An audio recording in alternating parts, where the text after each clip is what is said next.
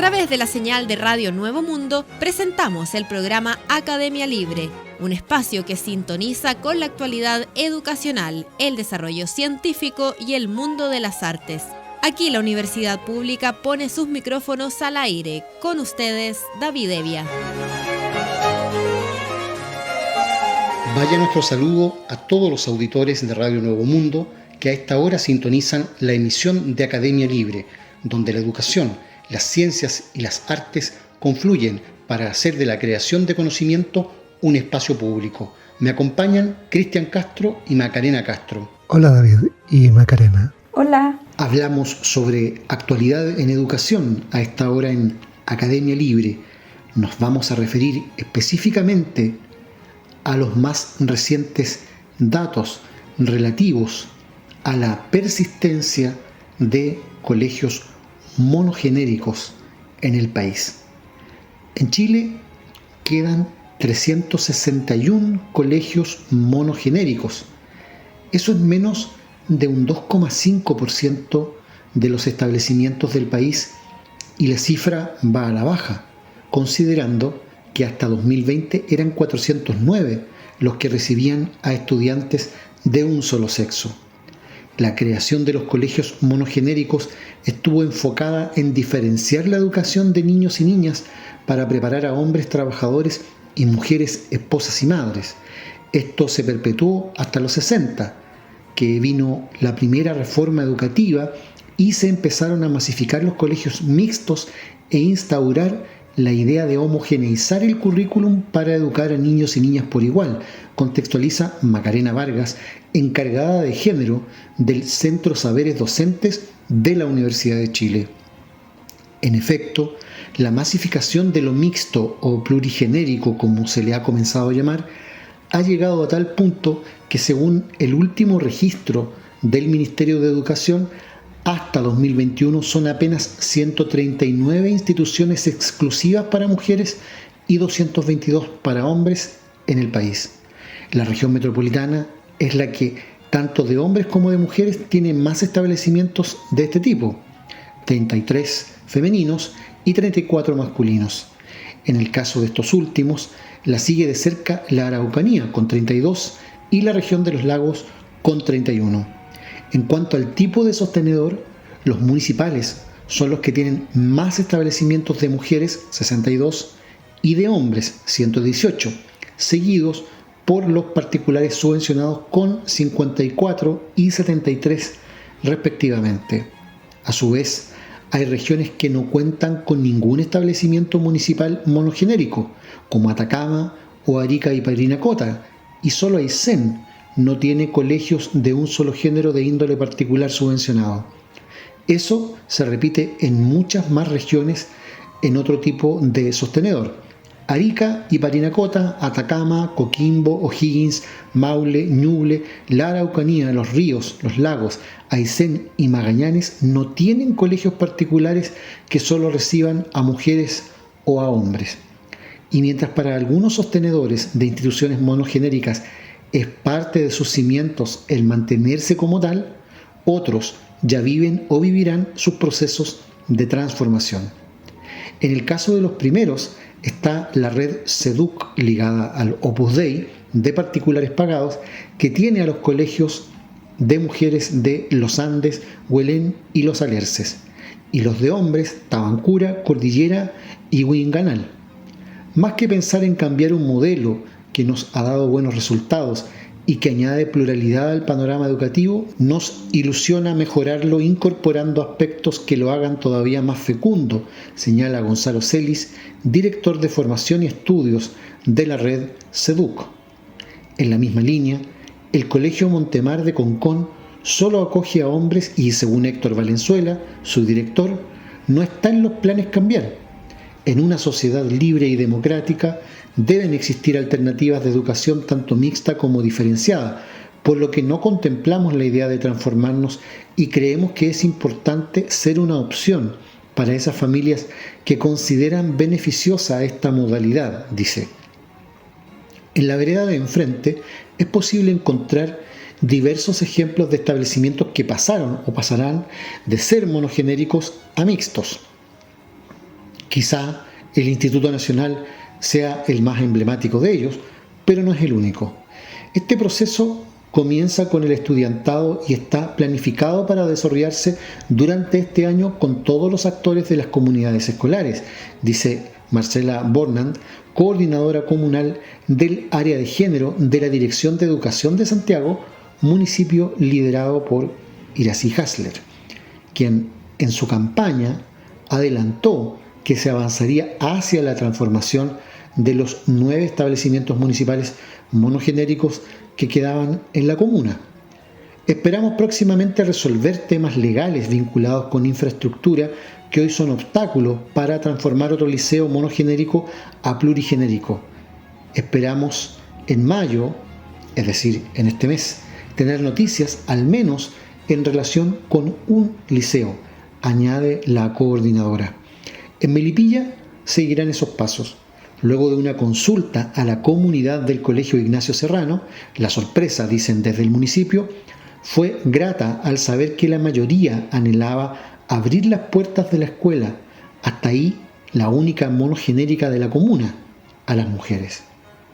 Considerando que la sociedad actual nos demanda evolucionar continuamente y acercarnos cada vez más a la pluralidad, anunciamos el 8 de marzo que la Escuela Ignacio Serrano puso en marcha las gestiones para que en un futuro cercano reciba en sus aulas toda la diversidad presente en nuestra comuna, dando un paso hacia una sociedad más justa y equitativa, señala Elizabeth Arce, directora del Departamento de Educación de la Corporación Municipal.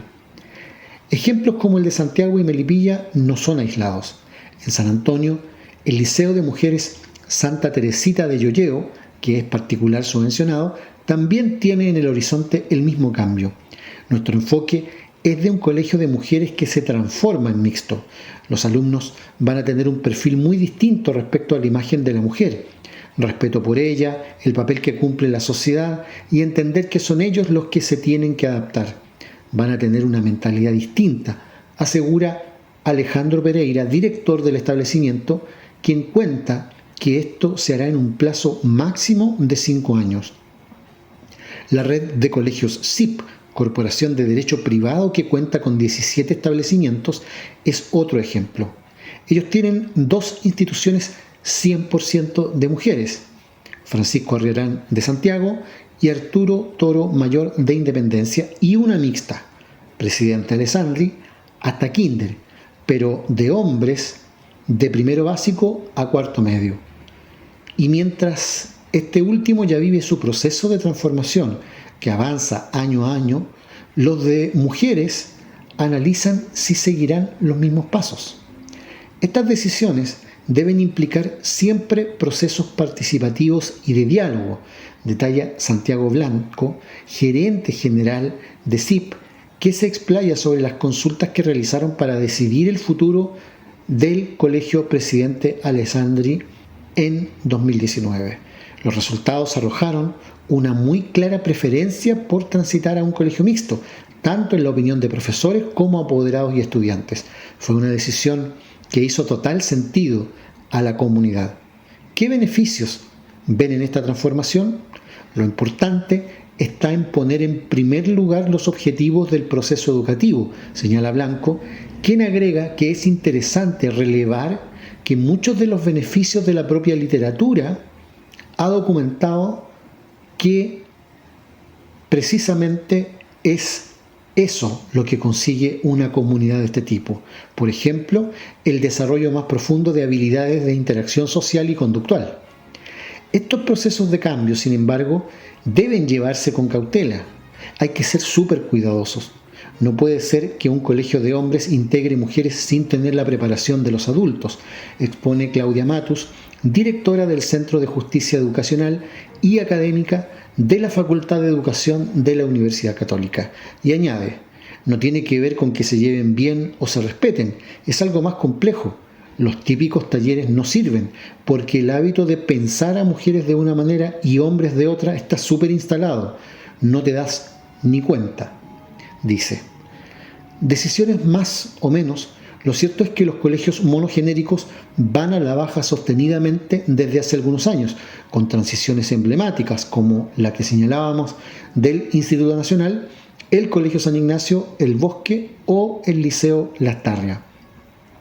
Es medio ficticio vivir en un colegio de puras mujeres o de puros hombres, señala la académica Matus, quien agrega que por el contrario uno mixto es una buena representación de lo que uno vive en el día a día. Pero desde los monogenéricos defienden todavía su proyecto educativo.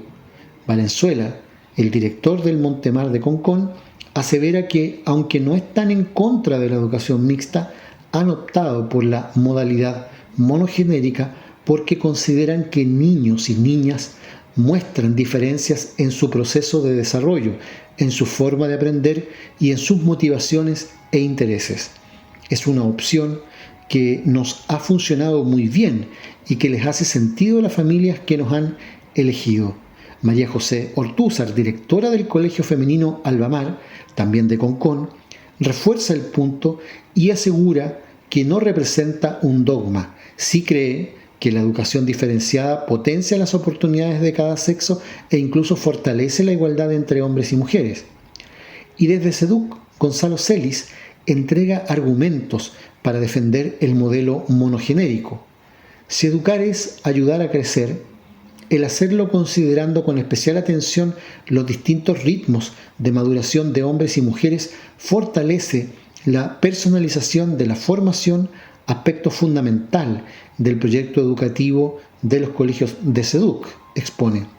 Además, agrega, han visto que, contrariamente a lo que se podría pensar, evita los estereotipos y prejuicios de género. Sin embargo, la académica Matus descarta que se justifique una educación monogenérica por las diferencias en el proceso de aprendizaje de estudiantes hombres y mujeres. Decir que si eres mujer aprendes de una forma y hombre de otra está derribado por la ciencia. Si ves un grupo de mujeres o un grupo de hombres, también hay diferencias entre ellos. Y ejemplifica, cuando las mujeres entran menos a las carreras de ciencia, no es porque sepan menos o no tengan habilidad para aprenderlas, es porque toda la historia le dijeron que eran mejores para bordar o cosas de ese estilo. En esa misma línea, desde el Centro de Saberes Docentes de la Universidad de Chile, Macarena Vargas es tajante. La idea de mantener colegios monogenéricos se contradice con la idea de transformación social del país. Esta idea responde a un tema de sexismo. Los argumentos que manejo tienen relación a lo moral más que a una evidencia empírica que haya detrás de esto más oportunidades en los colegios monogenéricos, critica. Y cierra, hay investigaciones que especifican y explicitan que no hay nada que demuestre que niños y niñas aprendan de forma distinta a nivel neuronal. Hay que poner el punto con que tiene que ver con un tema cultural. Es interesante porque en estos días, respecto de este debate, el Ministerio ha preferido no pronunciarse. Desde luego que es una práctica sexista mantener colegios monogenéricos, indistintamente de si se trata de colegios de hombres o de colegios de mujeres. ¿Hay variantes culturales? Por supuesto. Una de ellas, quien quiera que recorra el país y vea los carteles oficiales de liceos, va a encontrar que en una parte dice liceo de hombres todavía y en otro liceo de niñas. Ni siquiera en el nivel discursivo hay todavía en la institucionalidad educativa del país una convicción del cambio que es necesario operar. Como muy bien decían los académicos vinculados al mundo de la ciencia, respecto de este tema, toda la evidencia apunta a que los modelos de aprendizaje no difieren por sexo. Por lo tanto, ¿cuál podría ser una razón para ese modelo de discriminación que agrupa a hombres acá y a mujeres allá? Va en retroceso, pero hay que tener atención con los argumentos que invocan como justificativo oscuro quienes pretenden todavía aferrarse a esa educación sexista, que es otro modelo de segregación que hay que cambiar. En Academia Libre, la música tiene historia, con Macarena Castro. Enrique Soro nació en Concepción el 15 de julio de 1884. Es considerado un importante impulsor de la creación musical chilena. Tuvo como primer maestro a su padre, el músico italiano Giuseppe Soro, y tras la muerte de él, sus lecciones fueron continuadas por la profesora Clotilde de la Barra. En 1898, luego de un exigente examen de ingreso, aparece en la lista del Real Conservatorio de Milán, Giuseppe Verdi, donde se formó como compositor con Gaetano Coronado.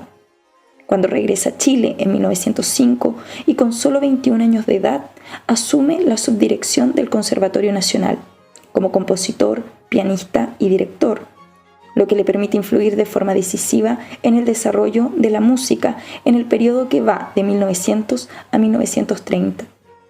Al iniciar un movimiento que buscó la representación de una identidad, tal como lo harían Pedro Humberto Allende y Carlos Izammit desde otros enfoques. En estas décadas, Soro forma compositores e intérpretes, interviene como director de orquesta y pianista y compone para la música de tertulia y de concierto, grandes formas heredadas de la tradición del romanticismo que se adopta en el siglo XIX. Así, en los años que van de 1919 y 1922, se estrenan las primeras obras sinfónicas chilenas, entre ellas la Sinfonía Romántica en la Mayor, de Soro. Escuchamos a continuación el tercer movimiento de esta pieza, que ha sido considerada por la crítica como la primera sinfonía compuesta en Chile.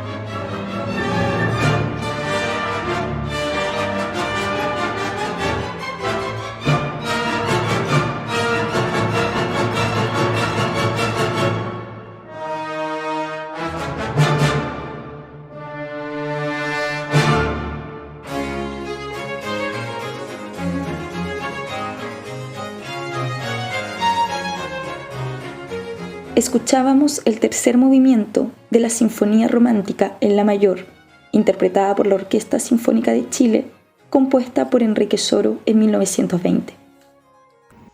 Hablamos a esta hora en Academia Libre sobre actualidad en ciencia e investigación. Lo hacemos con Cristian Castro, quien nos proporciona cada semana las novedades en este plano. ¿Qué está pasando, Cristian, en materia de ciencia e investigación? En esta oportunidad tenemos para nuestra sección de ciencia e investigación noticias que provienen de la astronomía, porque la NASA acaba de presentar las primeras imágenes obtenidas mediante el instrumento MIRI, instrumento de infrarrojo medio del telescopio espacial James Webb, y son claramente mejores que las de la misión Spitzer, que hasta ahora había facilitado las más profundas y nítidas del cosmos en longitudes de onda infrarrojas. Desde su lanzamiento el pasado 25 de diciembre, el telescopio espacial James Webb ha avanzado con éxito en las diferentes fases del despliegue de los distintos elementos y en la puesta en marcha del telescopio. El pasado 28 de abril, la NASA anunció la finalización de todo el proceso de enfoque del telescopio, dando inicio a la fase de caracterización en detalle de los distintos instrumentos. Ahora, la Agencia Espacial Estadounidense ha ofrecido los últimos resultados del MIRI, instrumento de infrarrojo medio más sofisticado enviado al espacio para trabajar en el rango del infrarrojo térmico, longitudes de onda de 5 a 28 micras, abriendo nuevas posibilidades para la ciencia. El instrumento aúna una cámara de imagen, un espectrógrafo de campo integral y un cronógrafo, y todo ello con una sensibilidad de 10 a 100 veces más que su inmediato predecesor, el telescopio Spitzer, también propiedad de la NASA, y una resolución angular de 6 a 8 veces superior. La comparativa entre sus imágenes muestra el salto de gigante en la visión infrarroja del universo. La participación española en MIRI está liderada por el investigador Luis Colina, del Centro de Astrobiología, al que pertenece también Santiago Arribas, que participa en otro de los instrumentos del telescopio James Webb. Colina sostiene que las características de este instrumento hacen que sea único y esté llamado a ser una pieza fundamental en la exploración del universo, desde exoplanetas y discos protoplanetarios que dieron lugar a sistemas planetarios, pasando por las regiones de formación de estrellas, hasta los agujeros negros en galaxias cercanas y la formación y evolución de galaxias desde los primeros tiempos del universo y a lo largo de su historia. Desde el año 2001, España participa en el desarrollo del instrumento y en su definición científica. Actualmente 2 miembros de este equipo, Javier Álvarez y Álvaro Laviano, trabajan en su puesta en marcha y caracterización en órbita desde el Instituto de Ciencias del Telescopio Espacial en Baltimore, Estados Unidos. Como expertos en el espectrógrafo del MIRI e interesados en la formación de las primeras galaxias, ambos tratarán de entender el origen y la formación de los agujeros negros masivos, que con masa equivalente a 1.000 millones de masas solares aparecen en las épocas tempranas del cosmos. También se plantea trazar cómo y cuándo se formaron las primeras agrupaciones estelares, apoyándose en una característica única del instrumento MIRI, que es la posibilidad de poder estudiar por primera vez el rango óptico e infrarrojo cercano de galaxias que se formaron al inicio del universo, cuando tenía solo un 3 a 5% de su actual edad. Los investigadores que participan en diversos proyectos científicos esperan con ansiedad el empezar a analizar los datos en el verano, una vez que termine el proceso de puesta a punto y caracterización del instrumento. David Barrado Navascués, miembro del equipo científico MIRI de exoplanetas, comenta: un grupo icónico de planetas de diverso tipo será observado con MIRI, incluyendo espectroscopía de gigantes gaseosos calientes o rocosos.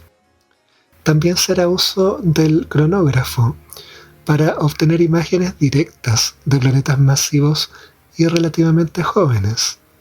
Además, se obtendrán espectros de varias enanas marrones, objetos de apariencia estelar, pero con propiedades cercanas a los planetas, para determinar las propiedades de sus atmósferas y mejorar los modelos teóricos que se aplican a los exoplanetas. Las estrellas y las enanas marrones, añade, cuando son muy jóvenes, tienen discos de polvo y gas, restos de los procesos de formación. Estas estructuras dan origen a sistemas planetarios. Se obtendrán imágenes y espectros detallados de un grupo selecto con una sensibilidad y resolución sin precedentes, lo que cambiará completamente los paradigmas que hasta ahora poseíamos. Por su parte, Pablo Pérez González, experto en cartografiados cosmológicos y miembro del equipo MIRI del universo primigenio, explica: todas las galaxias distantes que hoy conocemos, que existían en el primer 5% de la edad del universo, están formando estrellas muy activamente. pero las observaciones que nos han proporcionado hasta ahora telescopios como Hubble, GTC o ALMA indican que no estamos viendo las primeras estrellas que se formaron en esos objetos. La prueba es que en todas esas galaxias existen elementos más pesados que el hidrógeno o el helio, los únicos que estaban presentes cuando no existía ninguna galaxia. Nuestros datos actuales, continúa, solo nos revela la presencia de las estrellas muy jóvenes, masivas y calientes, que son tremendamente brillantes.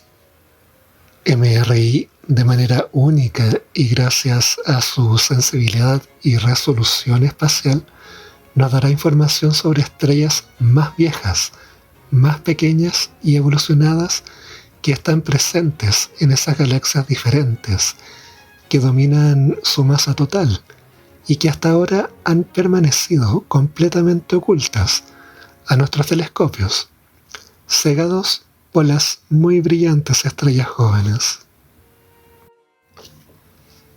Por otra parte, Almudena Alonso Herrero, miembro del equipo MIRI de galaxias cercanas, añade: las galaxias que vamos a observar en este programa contienen agujeros negros supermasivos en sus centros que están acretando material de forma activa. Además, en varias de ellas se han detectado supervientos asociados al núcleo activo, así como a formación estelar intensa. Las observaciones con MIRI nos permitirán estudiar el material que oscurece a estos núcleos activos, la cinemática de los supervientos y las regiones centrales de estas galaxias donde se están formando nuevas estrellas. Además, se investigará el posible efecto que pueden tener los supervientos en las galaxias que los albergan. MIRI también permitirá estudiar con una nitidez sin precedentes las propiedades y supervivencia de moléculas complejas, como los denominados hidrocarburos policíclicos aromáticos, con decenas de átomos de carbono en los entornos de extrema radiación cercanos a los agujeros negros supermasivos. En una imagen obtenida con el instrumento de la Gran Nube de Magallanes, se aprecia, además de un gran número de estrellas, emisión difusa producida por el polvo y estas moléculas. Finalmente, Colina subraya que el objetivo del observatorio James Webb es explorar nuestros orígenes cósmicos, observará las primeras galaxias del universo, revelará el nacimiento de las estrellas y planetas y examinará los exoplanetas en busca de condiciones favorables para la vida. Sin duda alguna, MIRI será un elemento clave en esta exploración. Por tanto, tenemos acá una noticia que implica un avance a pasos agigantados en la exploración del universo. Muchas cosas que antes habían permanecido totalmente ocultas por la capacidad limitada de los observatorios anteriores, como Hubble y Spitzer, ahora van a poder ser exploradas en propiedad por nuestros científicos. Hay que recordar que el esfuerzo de la puesta en marcha del telescopio James Webb deriva de una asociación colaborativa entre 20 países y que involucra ni más ni menos que a la NASA, a la Agencia Espacial Europea y a la Agencia Espacial Canadiense, para sustituir los telescopios Hubble y Spitzer. Como referíamos anteriormente, el James Webb ofrece una resolución y sensibilidad sin precedentes y permite una amplia gama de investigaciones en los campos de la astronomía y la cosmología. uno de sus principales objetivos es observar algunos de esos eventos más distantes en el universo, como la formación de las primeras galaxias, lo cual es tremendamente importante si consideramos que este tipo de alcance estaba totalmente fuera de las posibilidades de cualquier otro instrumento creado para estos efectos. De manera que eventualmente seremos testigos de nuevas publicaciones que nos arrojen información relevante a nuestros orígenes, ya no sobre la faz de la Tierra, sino que como parte de este gran cosmos. Muchas gracias, Cristian, por ese reporte que nos deja al día en ciencia e investigación. Vamos a la música y su historia con Macarena Castro. Dentro de la historia de la música en Chile, Enrique Soro es clasificado dentro de la generación de los iniciadores, aquellos que legaron las primeras directrices del nuevo estilo, que consistió en una estilización de lo popular y en la expresión romántica del sentimiento.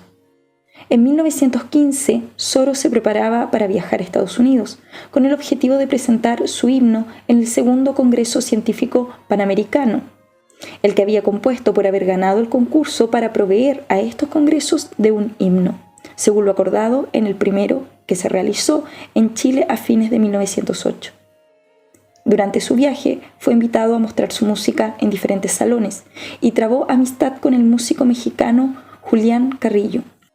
En 1917 regresa a Chile y retoma su trabajo como subdirector. De este periodo son sus obras mayores, como Impresiones de Nueva York para piano y Estudio Fantástico. Escuchamos a continuación 2 de los 6 movimientos de Impresiones de Nueva York, titulados Deseo y Las Campanas, obras registradas en el interior del Teatro Municipal de Viña del Mar, editado y lanzado a principios de 2017.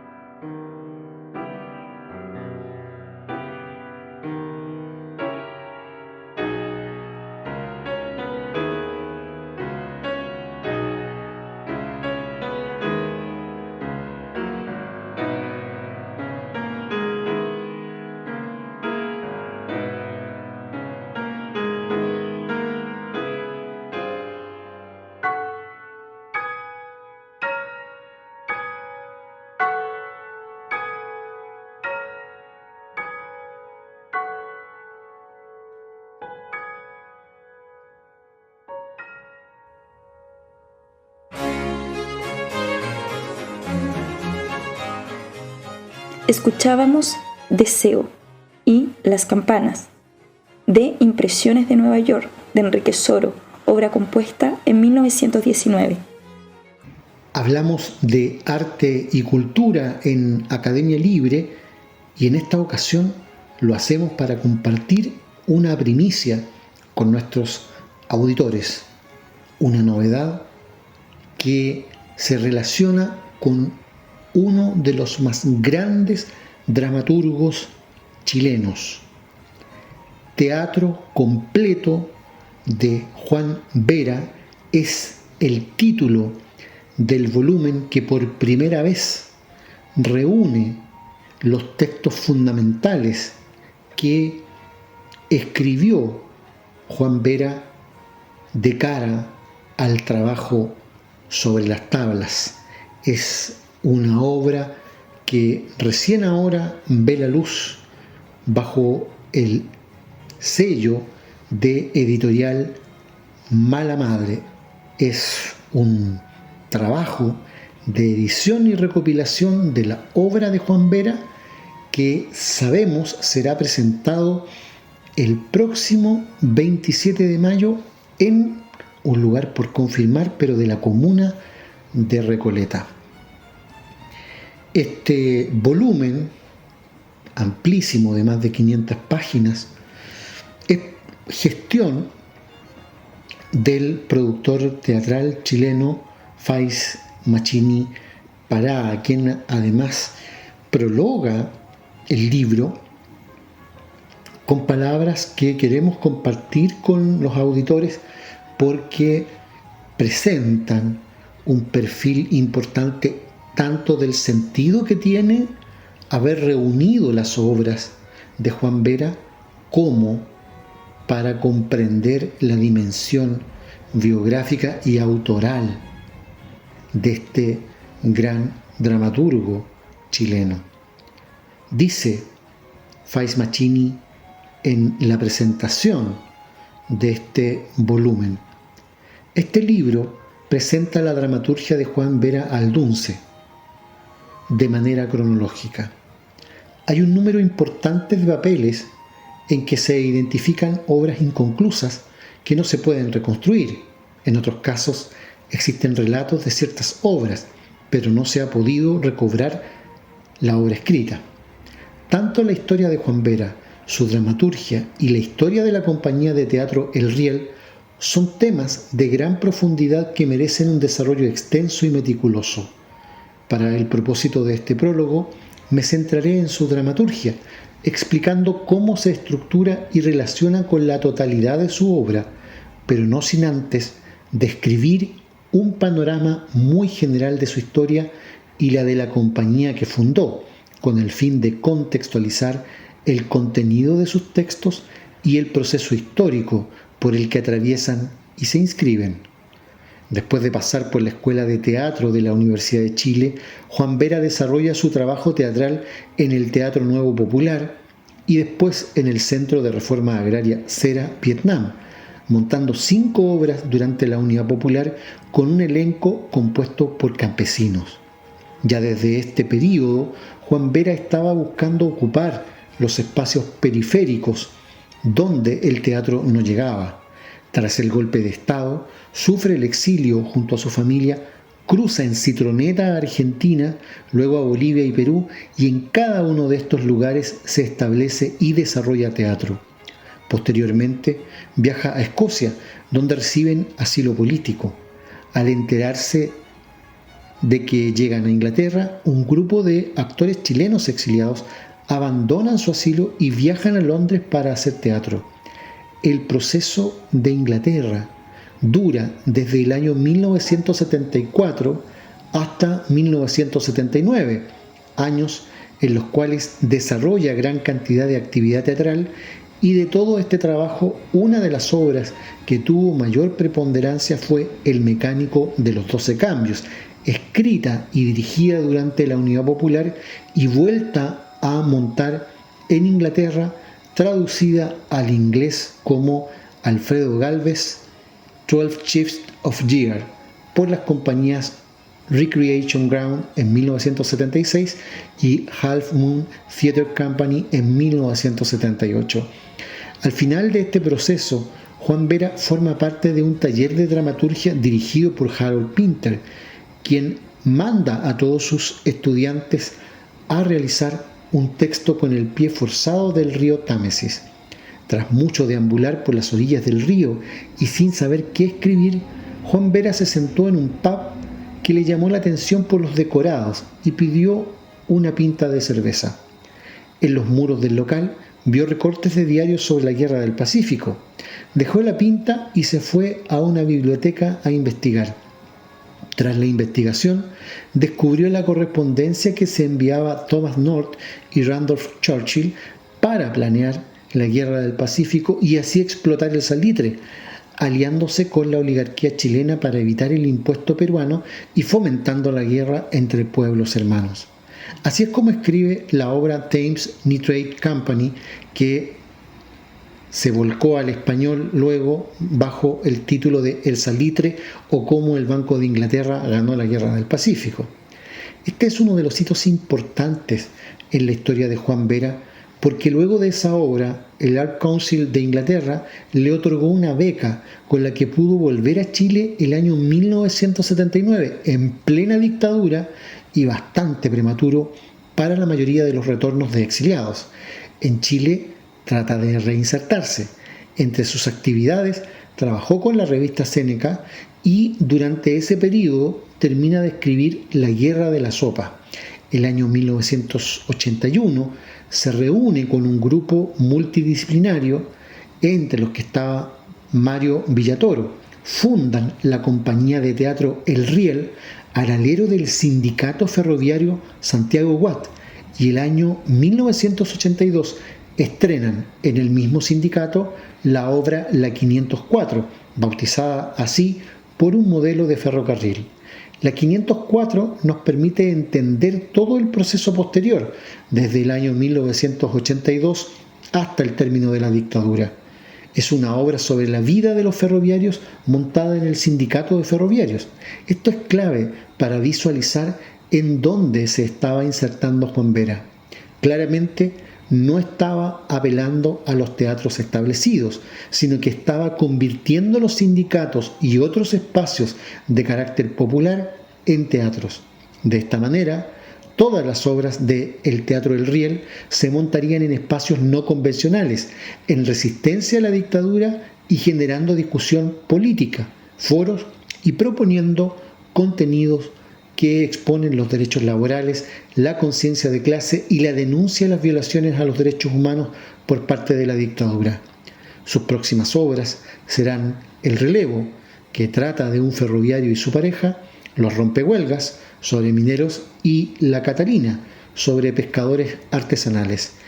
El año 1989 estrena en Suecia la obra Los Amantes y los Ojos, con la cual empezaría a tratar el tema de la memoria como una manera de contrarrestar al oficialismo que pretendía borrar nuestra memoria reciente para que imperase sin cuestionamientos una economía neoliberal. Este propósito se llevaría a cabo durante toda la década del 90, donde tras la desmovilización de los sindicatos, iglesias y otros espacios tuvieron que volver a adaptarse, como por ejemplo a los patios de los museos. En sus últimos años, montará obras ironizando sobre la formación de nuestro Estado y denunciando al sistema capitalista que fue promovido por la Concertación. El año 2002, Juan Vera fallece producto de un cáncer en pleno proceso del montaje de la obra Rayados. A pesar de su muerte, El Riel continuó montando obras tanto de Juan Vera como de otros autores, y sigue haciéndolo hasta el día de hoy. Según el relato de Ana María López, la obra de Juan Vera se divide en 3 grandes temas. Estos son el ser humano y su trabajo, el ser humano y la historia, y palabras de amor y aliento a mi tierra herida. Estas últimas obras son sobre la memoria. Esta clasificación comprueba la lucidez de Juan Vera sobre su propia obra.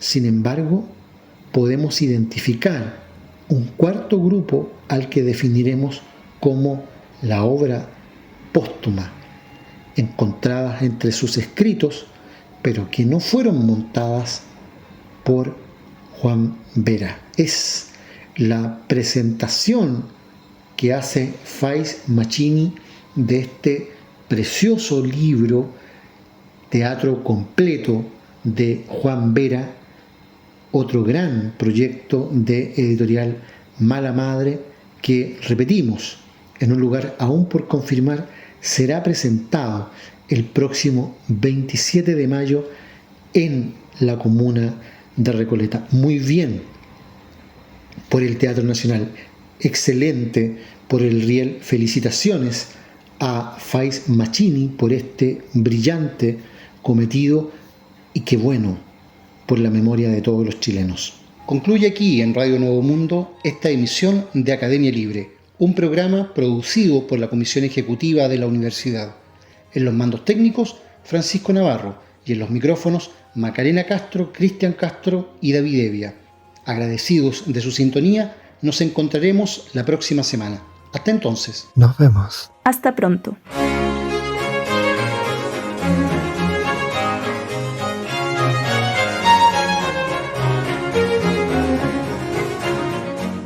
Concluye aquí este capítulo de Academia Libre, un programa que aporta miradas críticas a la construcción de la sociedad.